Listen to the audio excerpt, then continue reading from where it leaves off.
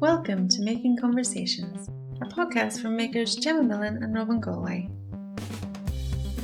Today we are making conversations with Fiona Shannon, a potter who is based in Portstewart, Northern Ireland. Well, here we are, our final episode of Series 1 from our Making Conversations podcast. We hope you've enjoyed our episodes so far, as both Robin and I have had the most fantastic time working together to create this podcast. And speaking with all the makers featured within our first series has been so wonderful. So the biggest thank you to everyone who has worked with us over the last few months to make this happen. We are ending this series with a brilliant episode that features potter Fiona Shannon as our guest. Fiona has the most incredible drive and enthusiasm towards making. It was such a pleasure to record surrounded by her beautiful work in her studio, which is based in Flowerfield Arts Centre in Portstewart. So let's not delay anymore and listen to Fiona Shannon. Okay, so we are with Fiona Shannon in your beautiful studio here, which is based at Flowerfield Arts Centre? Flowerfield Arts Centre. Amazing, in Portstewart. And it's a really sunny day as well. Me and Robin just drove up here. It was an interesting car journey. But I'm not the best navigator, but it was quite great. You just got here in one piece. Exactly. Yeah, we did. We're so excited. This studio is incredible. Could you talk us through your studio? Yeah, so small enough studio space, but it's got loads of lovely natural lighting. So we work in here some of the time just without the lights on. So I share the studio with another potter, Jack McGonigle. So we both do our own work, and then we can use sort of the facilities in Flowerfield as well, the kilns on through, and then the teaching space as well. So it's really handy and really easy access sort of as a business to run my own production line but teach as well. Brilliant. And so they have kilns here. You didn't have to bring a kiln or anything? No, so they have kilns here. I have my own kilns at home as well. Multiple kilns. Okay. I do, yeah. So I got funding for both my kilns. I have a small 60 litre one, which is what I started out with, and I was really struggling because the more orders that was coming in, I was finding it hard to get them all through the one kiln. Then I did a trade show, and then just ended up getting so overwhelmed. So I was like, alright, I'm just gonna have to get another kiln here, which is lucky enough I got a bit of funding from the local council and the Enterprise Award. So I was able to get a bigger kiln through that. So that really helped me be able to take on large orders then and sort of develop on, because I wouldn't be able to do it otherwise. Brilliant. And then even at the weekends we wouldn't have access to the kilns in Flowerfield, so I can put them on at home or just put like a test firing on there. So yeah, it's really handy. I'm glad to have a couple, because I know as a potter it can be a struggle. You know, whenever I was starting out, I ended up boxing work up and bringing it up to other potters, borrowing kilns or paying someone else to do it. So it's so much handier now that you just have your own one. Brilliant. And they're not gas kilns here, they're electric? Yeah, so they're electric. Whenever I was studying, I did use gas kilns. So I maybe would like to get one in the future just so I can play about with it, but the gas and electric both give you different effects. So whenever I came back from studying, I had mainly focused on using gas kilns, so I kind of had developed a new range of glazes and colours for an electric kiln. So I'm kind of just sort of finishing up with that sort of glaze exploration now, and kind of getting something that I'm happy with in an electric kiln. So I think it's probably good to have that sort of knowledge of glazes and firings in electric kilns, because they're sort of more easier to come by than the gas ones, and you can always bring them with you to a new studio, or there's not as many limitations on them. Is a non-ceramicist, do the glazes change drastically in a gas kiln, or are they more regular whenever you use an electric kiln? Like every firing will be pretty much the same? Yeah, so they'd be pretty much the same in electric, which is good sort of for like production where shops are looking for things, or so they would change quite a lot in a gas, but then that's also like the beauty of it. We're sort of each firing or each pot maybe comes out a little bit different, which is lovely as well. So sometimes when I'm making the exact same thing over and over again, I'm kind of like, oh, I quite like to, you know, when you open the kiln and have a little surprise. A good surprise. You do get bad surprises as well. Yeah. But yeah, it'd be nice to have one as well. So yeah, and you kind of have that freedom as well slightly with the electric kilns, don't you, that you can, I kind of refer to it as like plug and play, like you can kind of, you know, set it and walk away. Whereas with the gas you do need to just be there and monitor it and turn it up so I'd be on like edge all day if I'm in doing the gas firing. And whenever I was studying, it was lucky because there used to be maybe 4 of us firing the kiln, so you know we'd all take turns going down and checking on it, so it wasn't too bad. But yeah, it'd be a different story whenever you're by yourself and firing it by yourself. Yeah, fantastic. So how did you get into ceramics? Were you taken to workshops and stuff when you were a kid, or do you have any family members that are ceramicists? I think actually, like, I was always interested in art, and I'm from Portstewart as well, so I probably actually started like my artistic career as a young artist in Flowerfield, sort of doing some workshops, you know, participating, and then after school art was probably one of my strongest subjects, so I think I had applied to do something else at uni and just decided no, that wasn't right for me, you know, at the last minute, and ended up going and doing the foundation course in art in Limavady Valley. So I wasn't sure about doing it at the start because all my friends were heading off to uni and kind of seemed like I was just sort of staying here, but like looking back now, it was the best thing that I could have done. Like the course was fantastic, and I'm still really good friends with those of the girls that was on the course with me. So on the foundation we got to explore lots of different mediums. So I actually quite enjoyed painting, so I thought I'd quite like to go on to university and do painting, but my tutor obviously saw that I was quite good at ceramics and sort of pushed me, you know, like to put down ceramics as the main discipline. So I applied to University of Ulster then and got into the Contemporary Applied Arts degree there, and then specialised in ceramics. So studied that for 3 years and was able to explore all the different things within ceramics there. So did a little bit of slip casting, hand building, and then throwing. So I kind of took to throwing and really enjoyed it, and then worked on that sort of for my final degree show. So yeah, and ever since I sort of started throwing in uni, I wouldn't do anything else. I wouldn't do hand building or anything. So yeah, that's probably what I enjoyed doing the most. So sorry, was the throwing that you done in uni, was that your first experience of throwing, or did you do it at Limavady, or? No, first experience of throwing there. So we would have maybe been given a demonstration like once a week or something, and then you could just work on as you please. So we were in every day, sort of Monday to Friday, 9 to 5, but it was all quite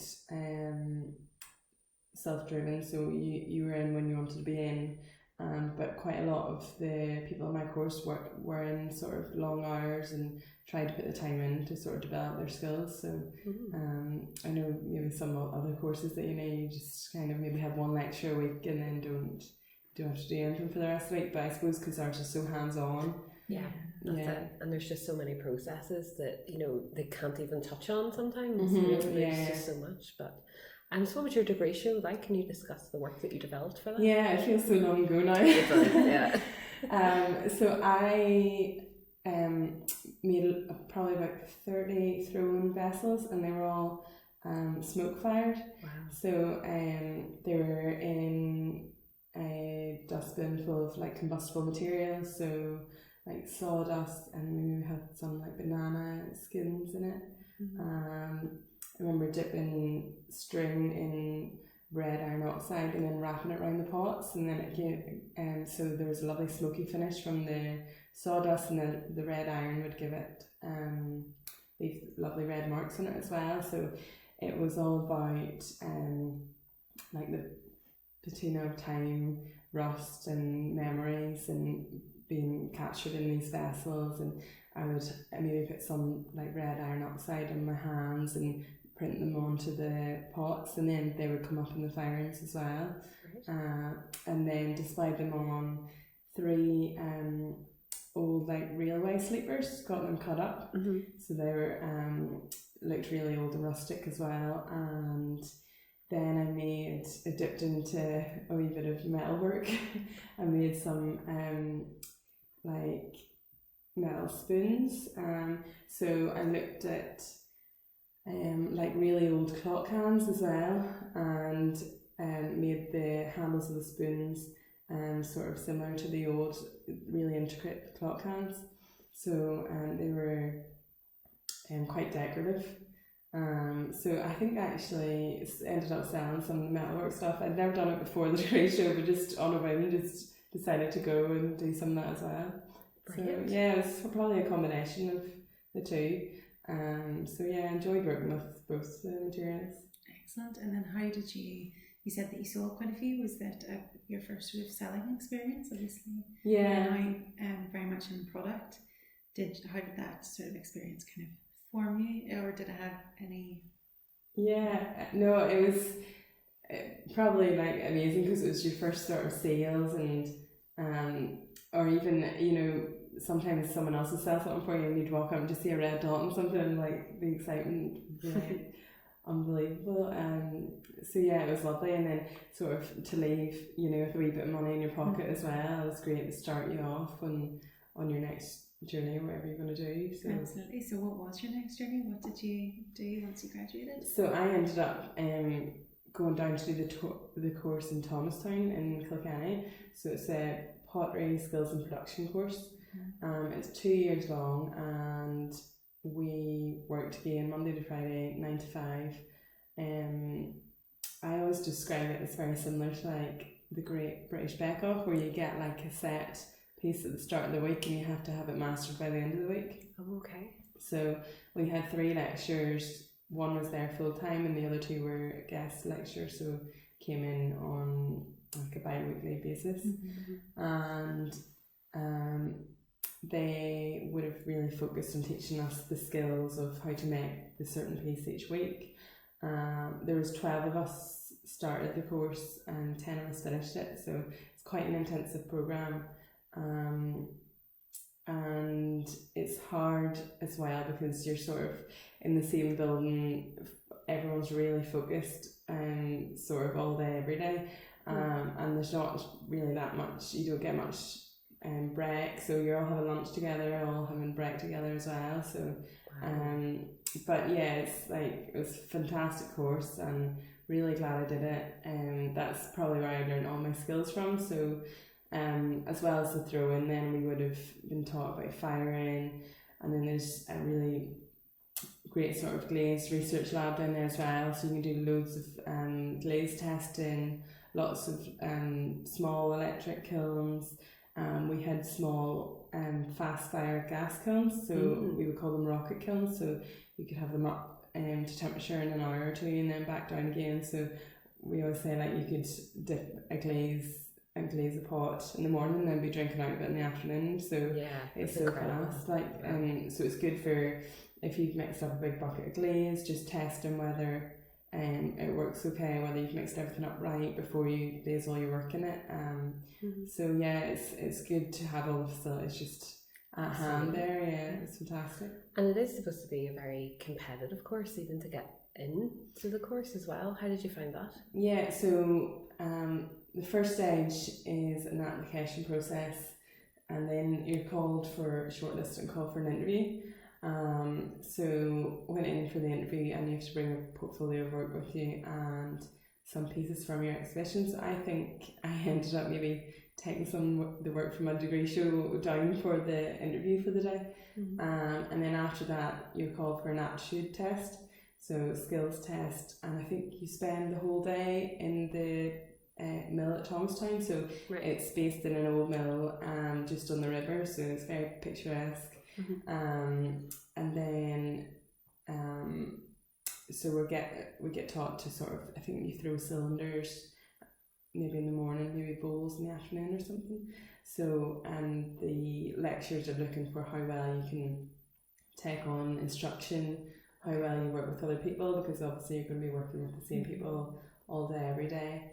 And then sort of how well you can pitch in on things as well, because as well as doing all the pottery work, we would have done like some sort of building around the site, or like if anything needed done. So like there was a new sort of studio space that we helped build when we were there, so we would have been plastering the walls and yeah, so you're sort of jack of all trades whenever you're there. If anything needs done, you just have to do it.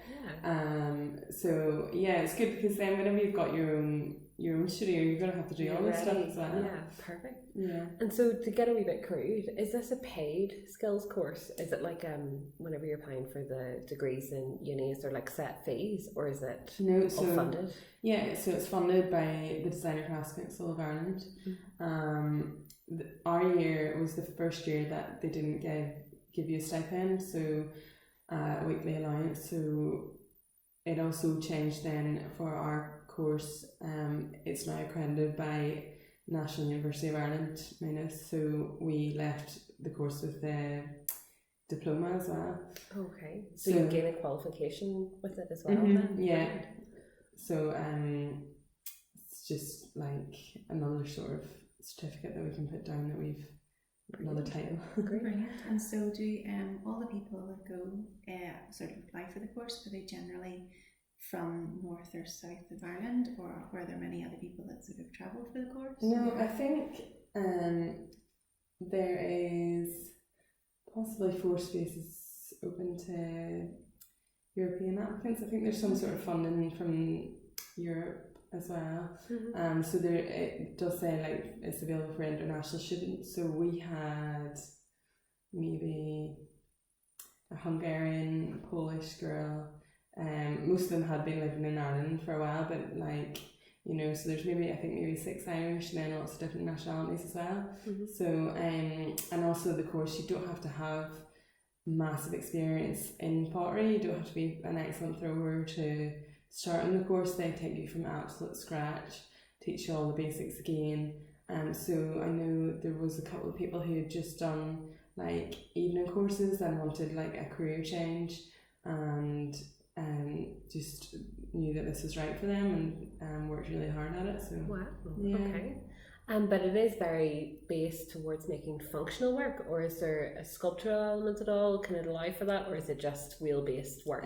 So it's all wheel-based work. There is the opportunity near the end of the course to start to explore your own work. So at the start it's very structured. You get your set shapes each week, and then near the end of the course you start to be able to apply your own designs. So you can make sculpture work, but it's just whatever you decide to make on the wheel yourself. So I think naturally most people on the wheel are sort of drawn to making functional work, but that's not to say that sculpture work can be done on it. Yeah. So yeah, something that I've been thinking about more recently. I'd probably like to make more one-off pieces that perhaps aren't functional, because I think we get very much drawn into this, like, okay, so we're just making mugs and bowls and plates and that's all that we can do. So did you continue the smoke firing whenever you were down in Thomastown? No, so I ended up, so we kind of got to explore a few different firings and different glazes, and obviously because we had access to all the bits of equipment, we could do whatever. So I did explore some electric and some gas to start off with, and then I really did enjoy the gas firing, and probably also like the communal social aspect of it, that you're all firing together. And we had a couple of wood kilns down there as well. Okay. So we fired them, and you'd be working with like a team of people sort of to fire those, or at least one other person. So I really enjoyed that, and I always like to have someone else there as well, just to like talk over like my thoughts, or like my glazes or firing. So how do you think this is going okay? Or like how's it going? But like I do know all the answers myself, but I'm just like I like to like hear that. Yeah. Yeah. So I think like gas firing and wood firing is really good for that, and then also the gas kilns are quite big, so it's good for other potters. We can just throw work in and fill the kiln up. Then you don't have to fill it all yourself. Yeah. And so it sounds like an amazing kind of community atmosphere that they're building down there. Yeah. And so you're obviously from Portstewart, from here, travelling down to Kilkenny. You moved down there throughout the time you were there. Yeah. Did you live with anyone that was in the course? Or? Yeah, so I did find it tricky to find accommodation down there, because it is quite a small town. Thomastown is a very small town, and then the next biggest town would be Kilkenny. It's about 20-25 minutes away from it. So initially moved in with a couple of girls who were on the course, and then just the way the lease came up, we ended up moving out again, and I moved in closer to Kilkenny, which was better for me because I found it quite a big change moving from Belfast, where I was studying, where everything's in walking distance, or you can just like phone someone up and meet them in town and you'll go hang out or something. So like even where I moved to Bennett's Bridge, if you want to go to the pub to walk across, you have to put a high vis vest on because it's so like rural. Wow. And there's like it's quite dark and there's not much to do. It's only the pub, Yeah. So then I was able to drive into Kilkenny and go to the gym there and do different things, the cinema and things like that. So I was glad I moved in closer to Kilkenny, because it can be quite isolating, like working in Thomastown, especially during the winter months, whenever you can't really go outside and go for a walk or things like that. Great, okay. And so did you know from whenever you graduated at Belfast that you were going to pursue to a business to making functional pottery, or was it whenever you were in Thomastown that kind of cemented for the future then what you were going to... Yeah, I think I always kind of knew, because Thomastown is very much focused on production ware, so working out has many pots that you can make in such a short space of time, which will earn you X amount. But I think there's always the option of working then after that, working for another potter or another business. Like a few of the people who are on the course at the minute are working for another company. So I think I knew I would go either one of two directions, have my own business or work for someone else.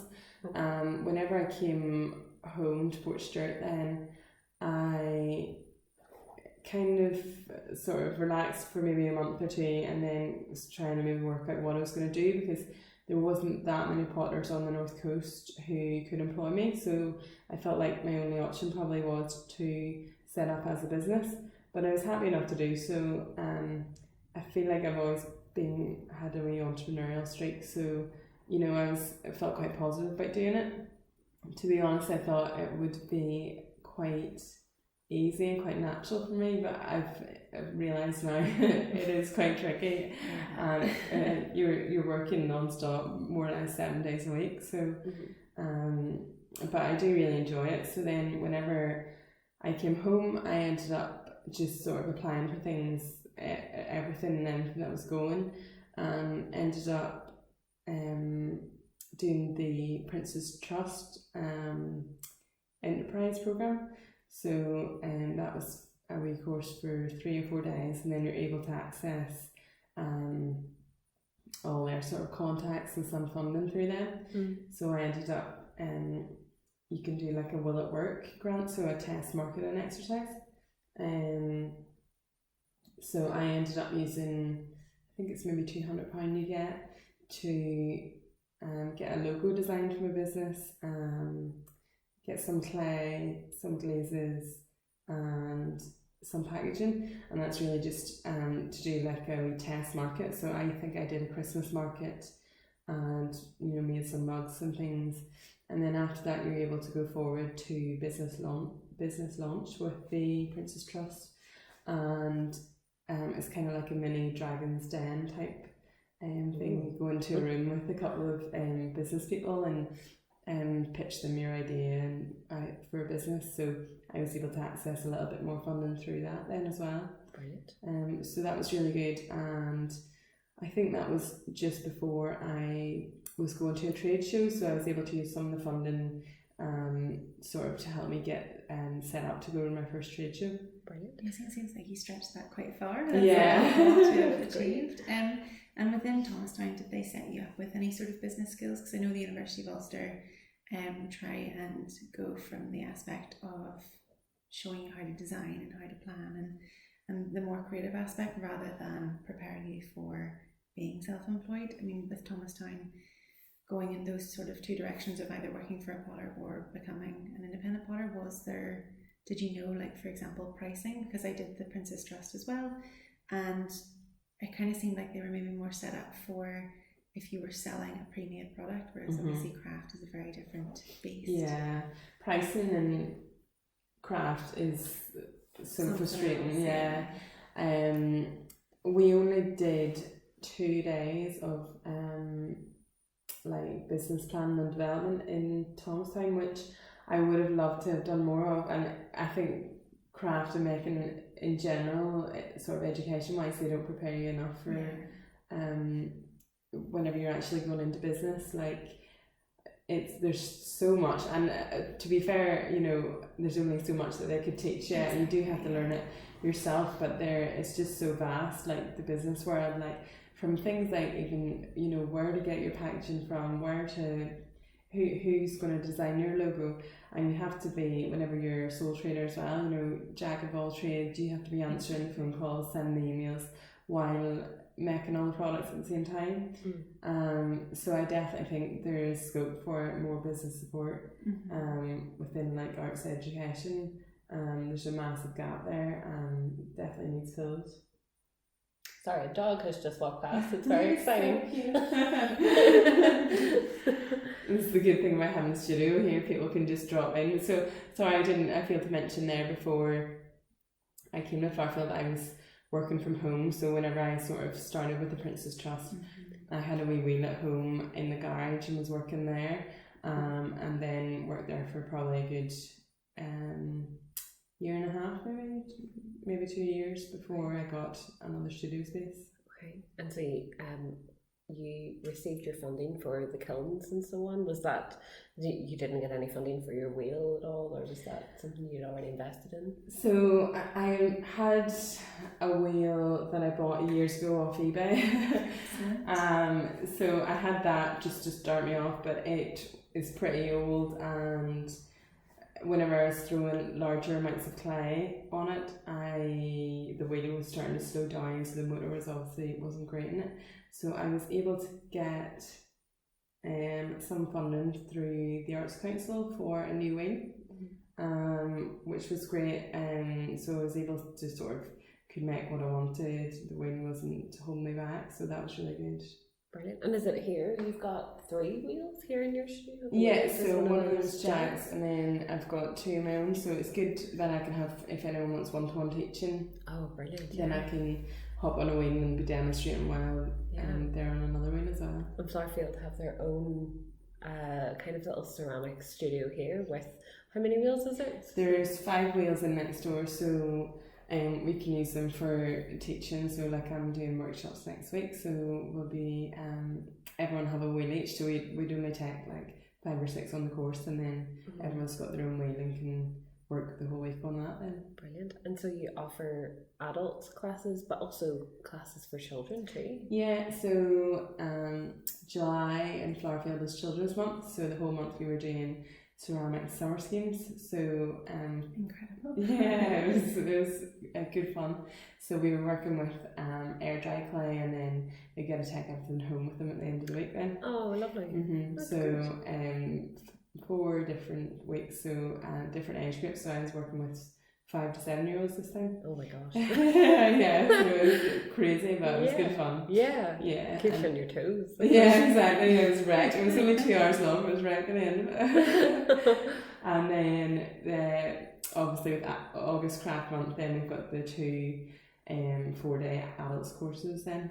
So we'll be teaching them next week. Gosh, that's so intense. I mean, even just to do one workshop where you're sharing skills, but to have so many lined up. Yeah. And then doing them with such a good group of people as well. That's great. Yeah, so summer has been sort of a busy time, so I don't mind it so much because then probably in the winter months or January, February time it'll be quieter, so... Yeah, no, that's it. And probably preparing more for markets or stockists. And, definitely. Kind of thing anyway, I think with like teaching as well, you just have to take whenever it comes along, because then you might have a quiet spell, so it's good. I do enjoy it as well. Are you required, is it mandatory that to have this space you have to provide certain workshops in the area, or? No, it's just sort of, there's a few different potters here locally that if one of us wasn't available, the other one would step in, so we've got like a good team of people that all work together, and there's loads of other sort of different workshops that go on here as well. There's glasswork and painting and things upstairs. So brilliant. Yeah.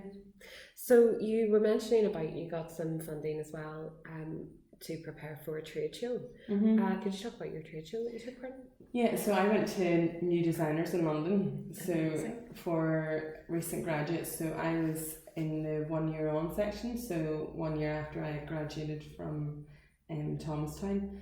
So it was interesting for my first trade show.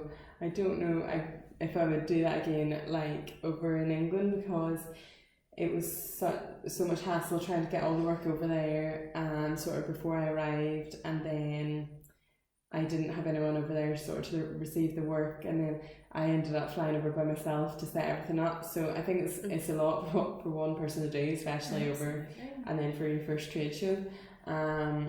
But yeah, it went really well, and had lots of interest, and then sort of I think you could sell off your stand as well, so sold a good few bits and pieces, and then so it was good. With 1 year on, there's a little bit of extra support with sort of setup, and they got your names printed and put out on your stand for you, and maybe provided the tables, I think, as well. So yeah, it was a good trade show to do, but just sort of for a first trade show, and then over in England, it was a lot to take on. Just So aside from the stress, would you say that maybe it was worth it financially? Probably not, because whenever you add all the costs up with flights, accommodation, the amount you ended up spending, I was lucky I got a wee bit of funding sort of for posting the work over, but then things like food as well, so I probably didn't take that into account for my first show. I'm a bit more wary of things now whenever I go to shows, like booking an accommodation well in advance, making sure you get it the best price, you're teaming up with someone else who's going as well.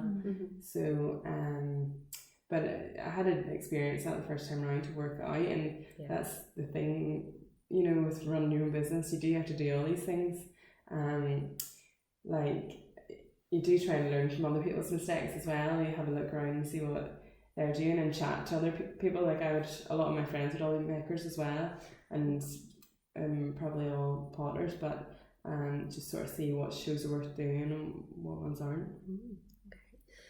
And in terms of your design, you've got a beautiful range now. Is that something that you worked on in Thomastown, or is that something that you're constantly developing and improving on? Or yeah, no, I'd say it's definitely something that I'm working on and improving on. Thomastown was a good starting point for me. I still have some designs that are very similar to things that I worked on there, and some that have come out of those designs.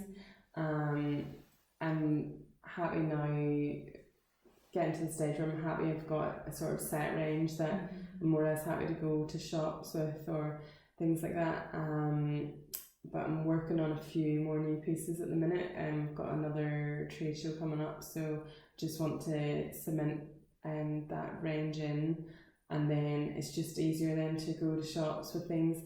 Like you get a lot of people coming to you, oh, we like this, but we'd like it tweaked in this way, or oh, do you have that in a different colour? And it's just kind of, you have to get to the stage where, no, this is my range and I'm happy with it. So and it takes on board all of that feedback and discussion, but people know exactly what you're doing. And I think that's important as well if you're getting photographs taken, because I know I've had photographs done and then you change your product slightly and you're like, oh, that's not really an accurate photo anymore. Yeah, exactly. Yeah. So like that must be really helpful as well. And your colour palette, whenever you left Thomastown, it was kind of more neutral, and now you've kind of gone for quite a bright range. How did that come about? Was that just glaze testing? Yeah, so the work in Thomastown, it was some of it was quite dark as well, like a dark Tomoko brown, and that was just as a result of like the gas firing and the firings that I was working with down there. And then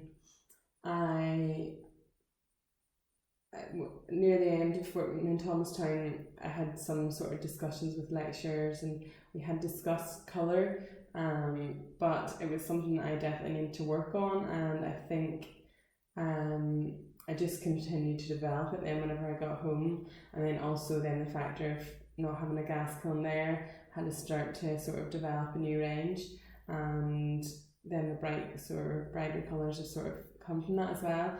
And then I was always sort of told like the dark browns are like a potter's glaze, you know, potters love it, but then people prefer like brighter things. They like to see like nice clean white mugs to see if they're clean inside and things like that.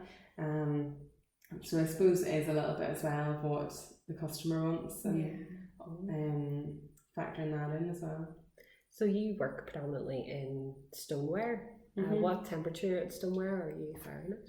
So it's sort of between 1220 to 1240, so that's the top temperature.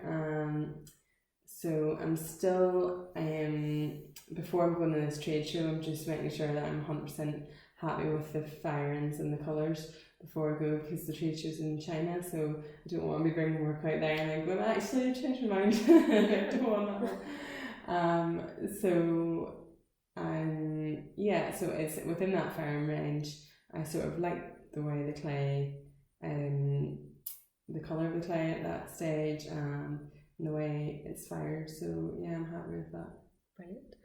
So the trade show that you're doing it's the International Ceramics Industry Expo in Lillian, is it? Yeah. Am I saying that right? In China. How did that come about? So I saw the opportunity online, and then another potter that I would do a bit of work with, Helen Faulkner, she had been last year, and I saw it come up again on Facebook, I think, and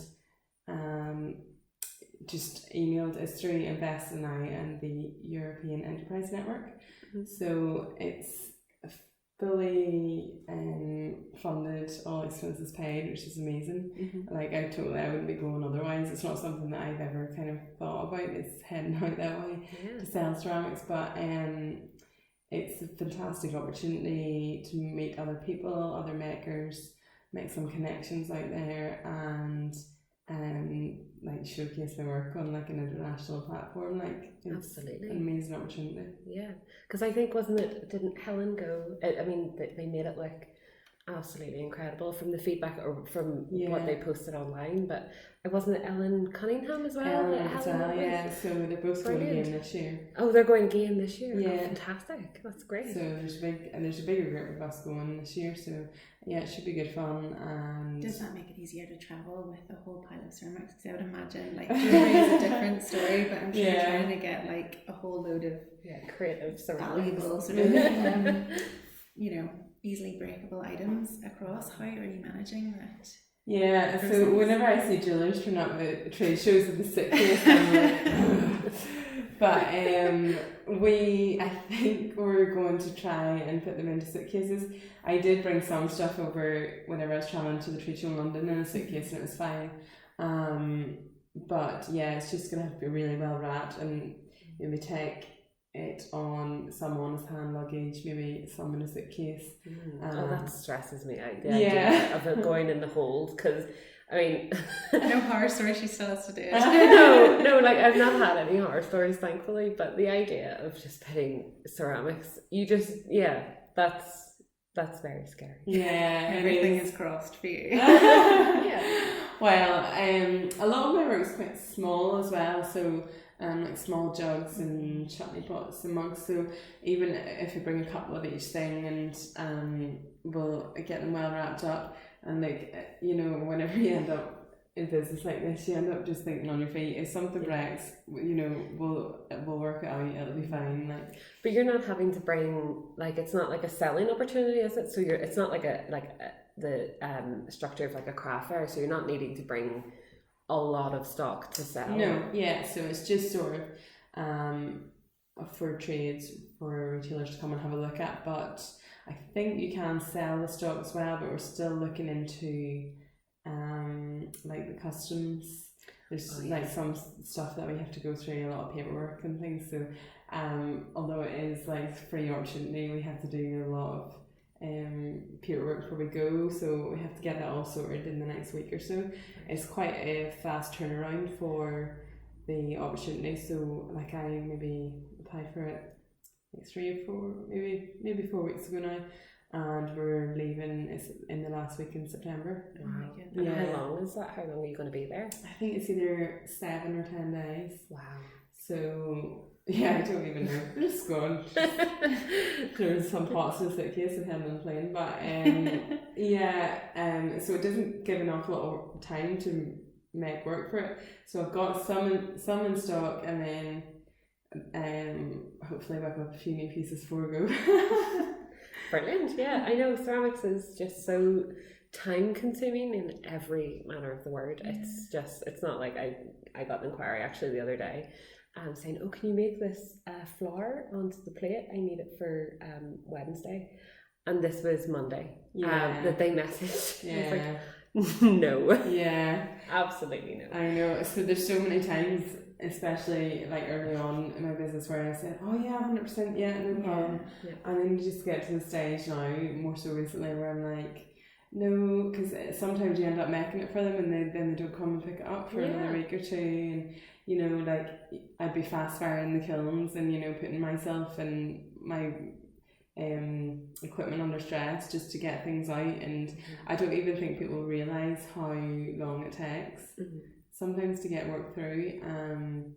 You know, whenever people are coming to workshops, oh, so can we come and pick this up, you know, tomorrow, the next day? Like, no. Gosh, even the drying alone, I find the weather has been really inconsistent lately. There's some days where it's really hot, and then other days where it's just so humid, and even the rain as well. It's just taking forever to get anything dry. So, but you're brilliant in here. This seems really like a great environment where at least it can be consistent. Is it consistent for you drying? It is, yeah. Well, we'd normally probably have the radiator off or on low, and then obviously. Oh my God, you have a radiator? That's like the luxurious thing. Whenever I was in my garage, I was like, any heat I got was whenever I put the kiln on. Yeah. It's a Podler's radiator, but an expensive. Yeah. So as a non-ceramicist, how long would it actually take? I have picked up bits and pieces from Gemma, but say if you make something on a Monday, when in terms of glazing and drying and firing and glaze firing and all of this other jazz, like how long does that process take, and what are the steps of the process just for non-ceramic listeners? So say I've made something on the pottery wheel on like Monday,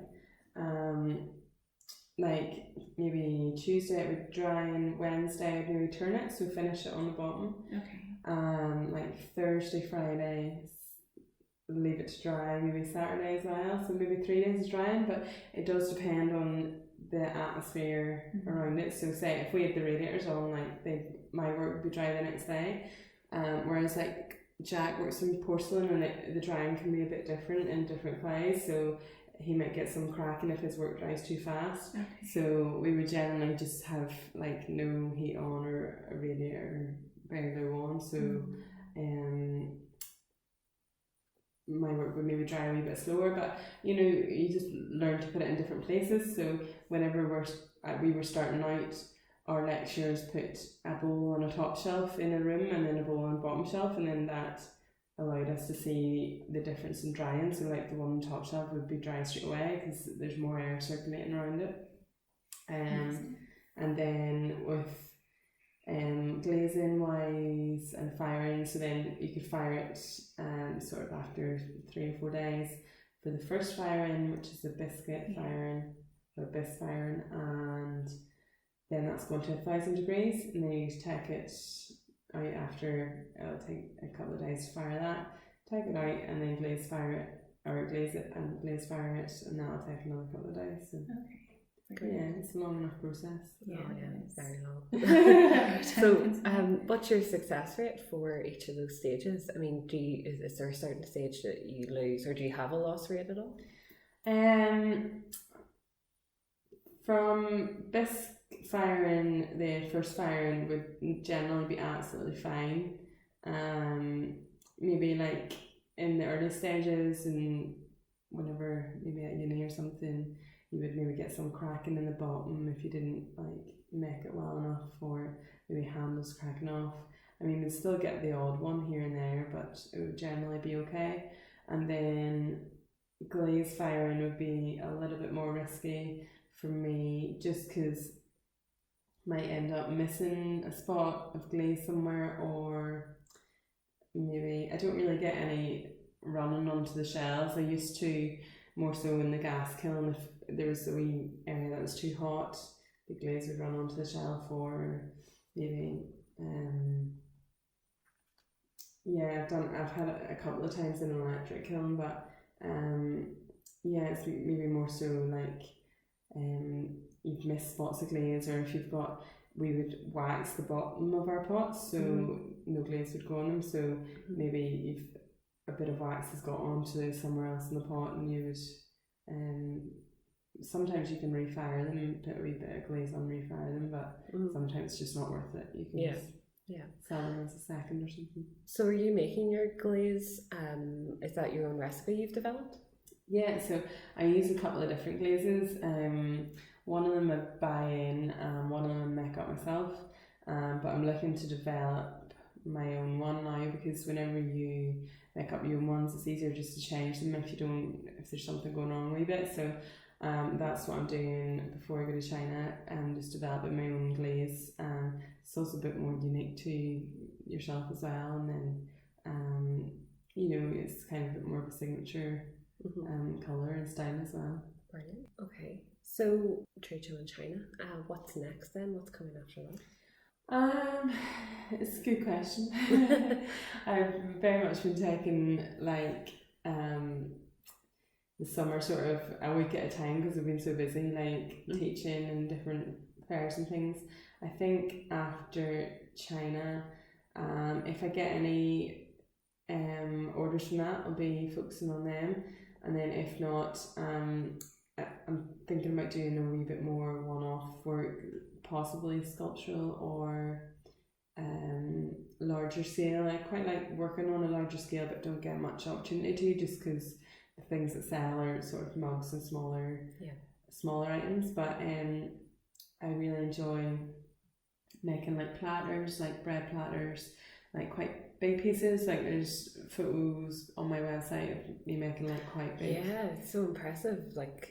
A massive, I've seen it, I love it so much. It looks incredible. Was that you done at Thomastown? Yeah, in Thomastown, so I think it's maybe £15 platter. So yeah, so I'd love to try and get a few more of those fired, and then I'll be able to have them sort of in stock for exhibitions and things. So it just takes a bit more time whenever there's exhibitions coming up to get things ready. It'd be good to have sort of some stuff that I've already got. Great. So where are you mostly selling then? Do you have an online shop, or is it Stockists? Yeah, so I would do the odd shop update online. I need to get a bit better at doing them. It's just whenever I've got any extra stock to put up there. I have a wee retail section just in the Arts Centre here, so there's some stock down there. And then I was doing a lot of commission work as well for restaurants, cafes. I make a special range for a little Beck house on the north coast here, and Brew and Beck on the Lisburn Road. I made a range of mugs for them, so they use them for their specialty teas and things. And then I would do some work for like I'm working with a venue at the minute, as chatting to us about beforehand. So I would do some work with decals as well, so I can print people's logos or designs or sort of names and things of brands onto the mugs. So I quite like working with like restaurants and cafes and things. It's quite interesting working with them. Are they looking mostly to put their own signature look on the pieces, or are you free to kind of have it look like your own aesthetic?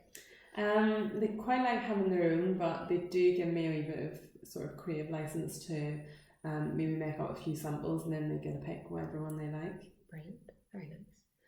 Do you mind if I ask, where does the weight of your income come from? Is it, Stockist? Is it online sales through yourself? Is it markets? Is it, those commissions? Probably a mixture. I also would do a lot of like artisan markets. So we have naturally North Coast and Glens markets on the North Coast. So they're really good. We'll do them sort of Christmas, Easter, all the big markets in the year. And then like I did Galway Potters Market a couple of weeks ago, and then I would work with a lot of stockists, like commission work. So then like through naturally North Coast and Glens, I got in touch with a local soap maker, so she commissioned me to make a range of soap dishes just for her. So sort of special commission work like that as well. I get a lot of. Fantastic. Brilliant. So how did the Galway Potters Market go? Because that's an outdoor event, isn't it? It is, yeah.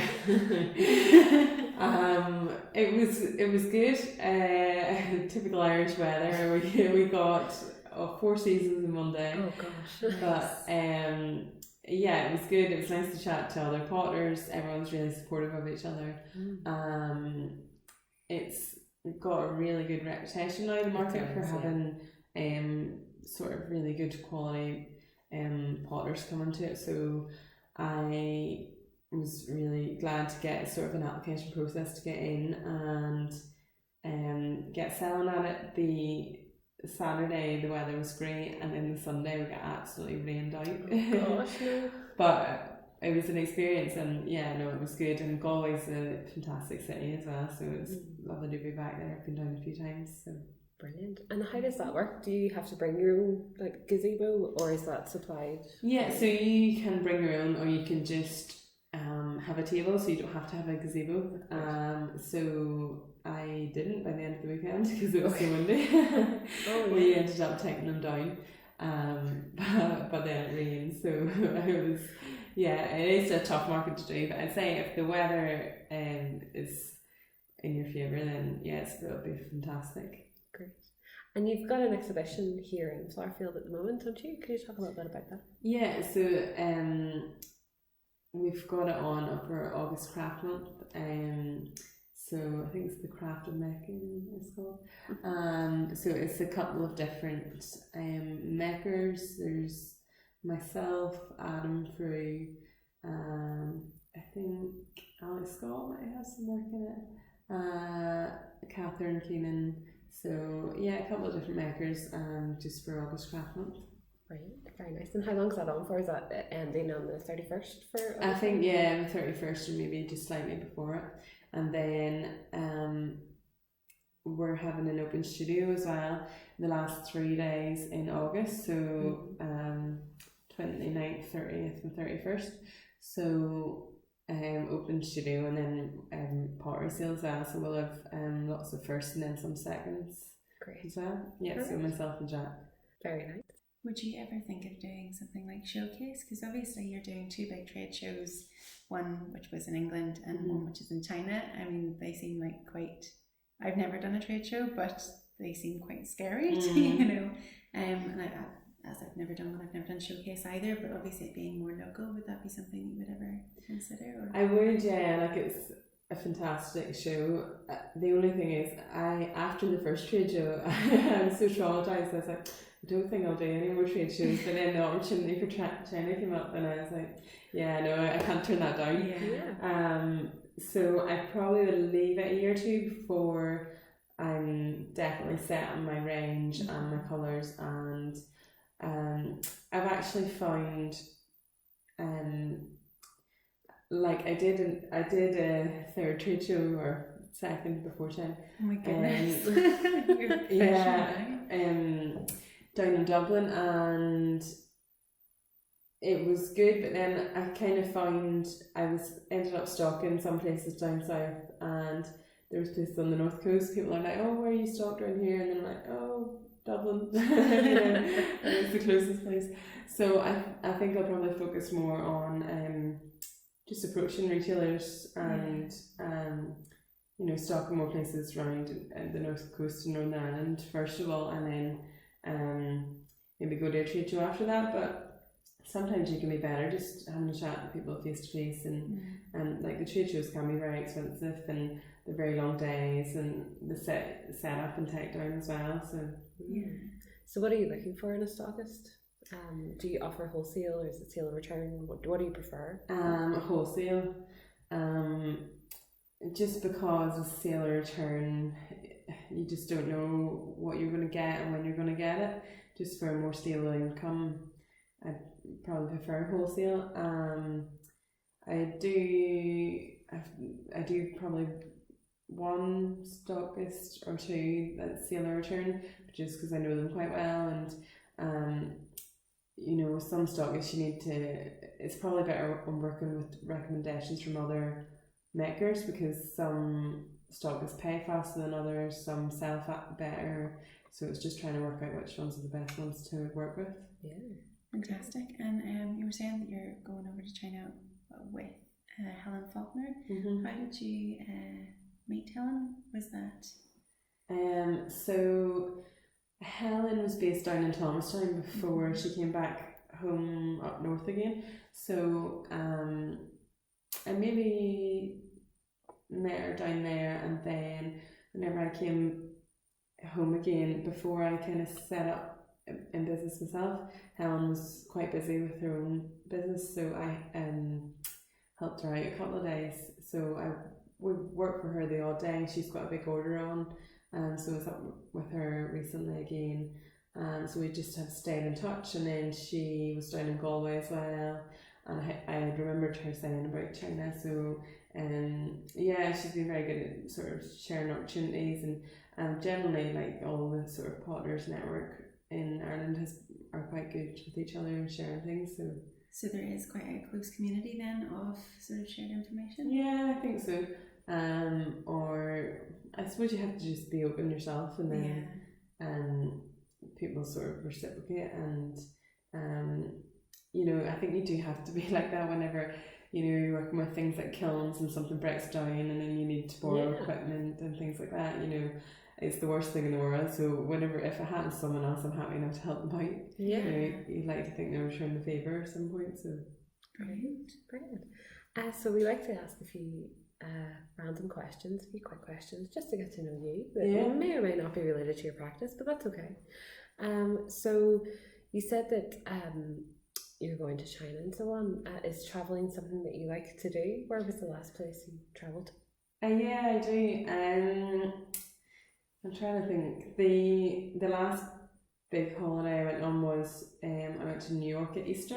Mm-hmm. So it probably was a wee bit of a creative business trip as well. So I went with a friend who's an art teacher. Mm-hmm. So we hit all the main art galleries in New York and Guggenheim, and all the museums as well. So whenever I came back from it, I actually felt like I needed another holiday. So we'd done all the galleries and all the tours, the feet walked off us. So it wasn't much of a holiday. It was probably more business than pleasure, actually.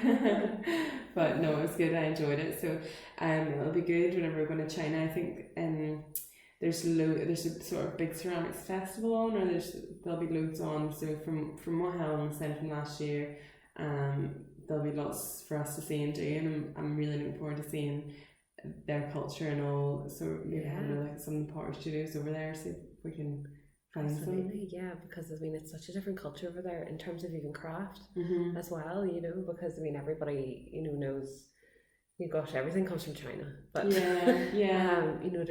go over for that kind of subject will be brilliant. So hopefully everything's kind of calmed down by then for you as well, because there's so much going on over there at the moment, and the human rights that are being violated is horrendous. So. Yeah. But I don't know how close that is. Sorry, either side of when do you arrive? When does the show start? When does the show finish? I think it's quite a tight schedule. I need to. So our flights, I don't think have yet to be booked. So because we're all working through our representative from Invest here, but she's the point of contact for the person in China. So then we're not booking anything; it's all been booked through them. So. I've just got my faith in them at the minute that we are actually going. But yeah, they'll be booked this week, so hopefully, I think it is a tight sort of turnaround, but I think we've got maybe a day or something, or the evening time sort of to chill out and have a look around, so it'll be good. Excellent. Great. And so what do you do that is not pottery related? I know most of my life is probably pottery related. So we were at Stendhal Festival there at the weekend, so it was good fun. But we were doing pottery workshops during the day, but we were able to enjoy some music last night, so that was really good fun. And then generally during the week I'd be quite big into like my fitness, so I'd be going to the gym sort of Monday, Wednesday, Friday, and then I enjoy running as well. So I think it's probably good whenever you're working, sitting down all day in a studio, that you can get out and take a bit of time just to forget about pottery and do something else. Yeah, of course. Do you not find that whenever you're running though, you do nothing but think about, I wonder, when am I going to put the glaze on, or how that fire is going? No, did you just shut up? Put my music on and then just don't think about anything else. Yeah, so... I actually, sorry, this is completely off schedule, but how did you were saying you go to the gym Monday, Wednesday, Friday, that's quite structured. I mean, are you structured in the studio and obviously sharing a studio with another ceramicist? Do you work to figure out timing of drying, that you'll, both put a firing on at the same time, or is it, do you come in Monday at 9 and leave at 5, or do times kind of... Yeah, well, so we sort of have 24-hour access to the studio, which is good. I'd always work at least 9 to 5, Monday to Friday, but most days I'd maybe come in. I'd never sort of come in sort of past 9:30. I'd try to be in before that, and then sort of stay at least till 5:30. But like in the winter months, there'd be a lot of evening classes on here, so I'm happy enough to stay later whenever there's loads of people about and just work on. There's probably not that much to do on the dark nights in the North Coast, so I'm happy just to do a bit of extra work. Like you always end up working, like this week I've worked 6 days, and then you're in today as well. Sorry, I won't call this work. And then tomorrow I'll be straight back into prep, and then we've got the 4-day course again. So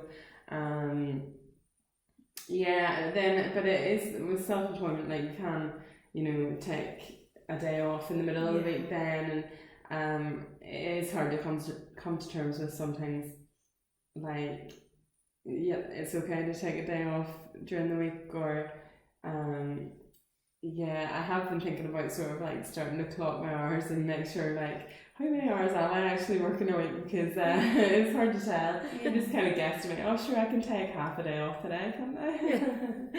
It's fine, but it is probably one of the main struggles being self-employed, isn't it? Yeah, definitely.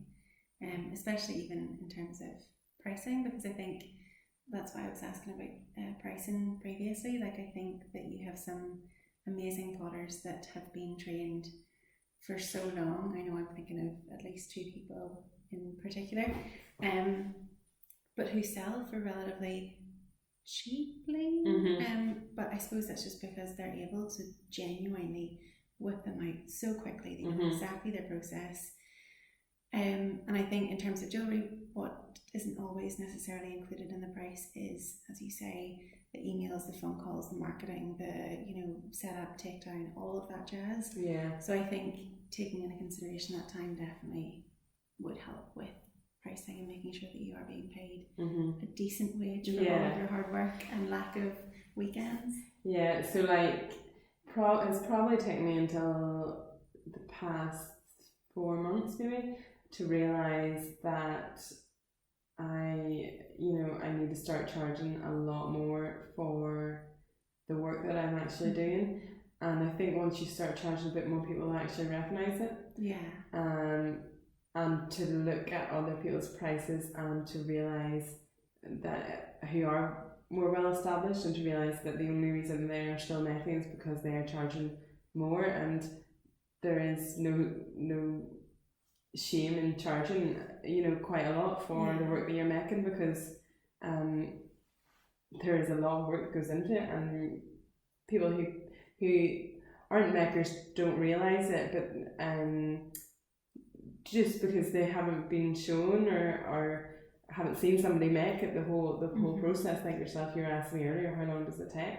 Like, you probably wouldn't realise that before speaking with a potter. So I think, it's probably more so important on our part to educate people as to all the different processes that go into making something. And that's why we can justify pricing it at a higher price point. Absolutely. Because I think that is the big issue. People get so many things. You can walk into Primark, for example, and as a jeweler, they can buy a pack of 9 earrings for like £1.50, and obviously to make that quantity of earrings and the price it properly would be over £100 or so, probably more. And obviously you're talking about different quality of material and making and all the rest, but I think there is, especially in terms of a consumer, there is a lack of understanding of, okay, well, why can I have 9 pairs of earrings for £1.50, £2, and yet a pair of earrings from a maker is so much more. And I think night classes is a great way of educating the public to make them understand and appreciate what they were buying into. Because I think a lot of people think that it is quite a privileged life to be self-employed, and it is, but to run a craft business just seems to be quite difficult in terms of getting the support as well. Because as you were saying about Princess Trust, I've done Princess Trust as well, and they were brilliant in terms of if you wanted to set up like a bike repair shop or something, or you wanted to sell wholesale washing machines, but those people aren't making the washing machines and selling the washing machines, whereas that's the nature of a craft business is that you're part of every single you're part of the design, you're part of everything. You are the business. So I think certainly something that I'm hoping that we get across through the podcast as well is that people will understand and appreciate that making a piece of woven material takes X number of time, and ceramics takes a lot longer, so that people can appreciate the slow nature of it as well, and that's why it's so unique, and that's why you should pay more for a mug rather than something from Don's. And you're doing it brilliant, because you are starting them young with your children's workshops as well. And you're getting that in there early, which is exactly what you need to plant that seed. And you're potentially creating a future Fiona Shannon, if you were saying that you were also inspired by ceramics in Flowerfield. No, Flowerfield is beautiful. It's been such a pleasure to be here today. The grounds alone are fantastic, and the drive up is great as well. But your space is just wonderful. It's great, and it's brilliant that they're offering so much as well to access, this kind of culture, which is great. Yeah. So can people drop in and call into your studio? Are you appointment only, or are you? How do people? No, I'm happy enough for people to drop in. It's Flowerfield is open to the general public anyway, sort of Monday to Friday 9 to 5, and then 9 to 1 on a Saturday, I think. But so I would normally be here at least 9 to 5, or sort of I don't live too far away, so I just pop out for lunch or something. So I'll always sort of be around here, and then I have like some pieces that you can buy in the wee retail section in at reception, and then some seconds and things in the studio. So happy enough just to drop in whenever. Brilliant. And how can people watch your journey then? Where can they follow you or get in touch? So I'm on all social media platforms, Facebook, Instagram, and then my website as well, Fiona Shannon ceramics.com. Brilliant. Amazing. Thank you so much for making conversations with us today. No problem. It's been such a pleasure. Thank you so much, Fiona, for making conversations with us.